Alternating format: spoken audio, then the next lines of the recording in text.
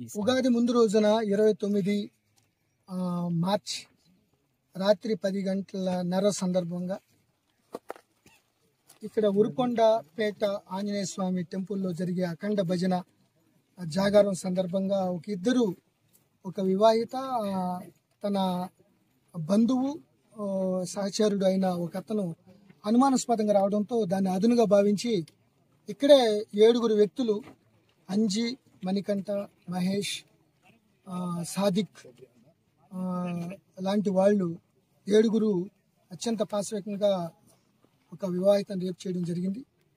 So తర్వాత మరుసటి రోజు ఆ డబ్బులు పోయినాయి అనే దాంతో సహచరులు కంప్లైంట్ ఇచ్చే నేపథ్యంలో ఎస్పీ గారే నాగర్ కర్నూలు రంగంలో దిగి సీసీ ఫుటేజీలు అక్కడ ఉన్న టెక్నికల్ డేటా అంతా కూడా వెరిఫై చేస్తే 7 ఈ రేపుకు పాల్పడ్డారని రూఢి చేసుకుని వాళ్ళని అదుపులో తీసుకుని దర్యాప్తు ఒక డిఎస్పీ గారి ఆధ్వర్యంలో చేయడం జరిగింది.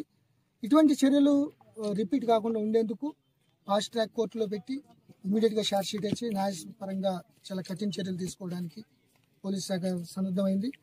రాష్ట్ర ప్రభుత్వం కూడా సీరియస్గా తీసుకుని అనేక ఉత్సవాలు, జాతరలు, బ్రహ్మోత్సవాలు జరిగే ఈ టెంపుల్స్లో చుట్టుపక్కల అన్ని జాగ్రత్తలు తీసుకోవడానికి మేము పెట్రోలింగ్ ఇంటెన్సిఫై చేయడం జరుగుతుంది.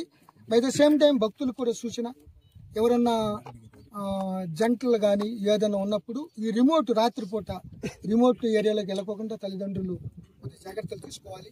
ఏదైనా అనుమానాస్పదం ఉంటే కన్సర్న్ పోలీసు కూడా చెప్తే ఇమీడియట్ యాక్షన్ తీసుకోవడం జరుగుతుంది.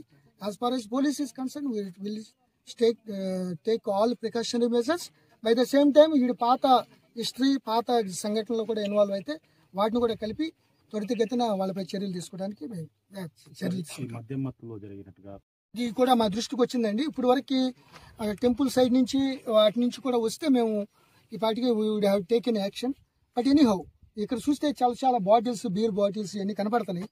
సో ఇక్కడ ఎక్కడైతే లోకల్ బ్రాందీ షాప్ ఉందో అటువంటి ఏమీ లేకోకుండా, అంటే షాప్ కాదు, ఈ చిన్న లూజుగా అమ్మటాలు, బెల్ట్ షాపులు ఇటువంటివి లేకుండా పర్టికులర్లీ ఎంతో సంప్రదాయబద్ధంగా జరిగే ఈ ఉరుకొండపేట ఆంజనేయ స్వామి టెంపుల్ పరిసర ప్రాంతాల్లో ఈ మద్యానికి, తాగడానికి లేదా విచ్చలవిడితనే అవకాశం ఇవ్వకుండా అన్ని ప్రికాషనరీ మెజర్స్ తీసుకోవడం.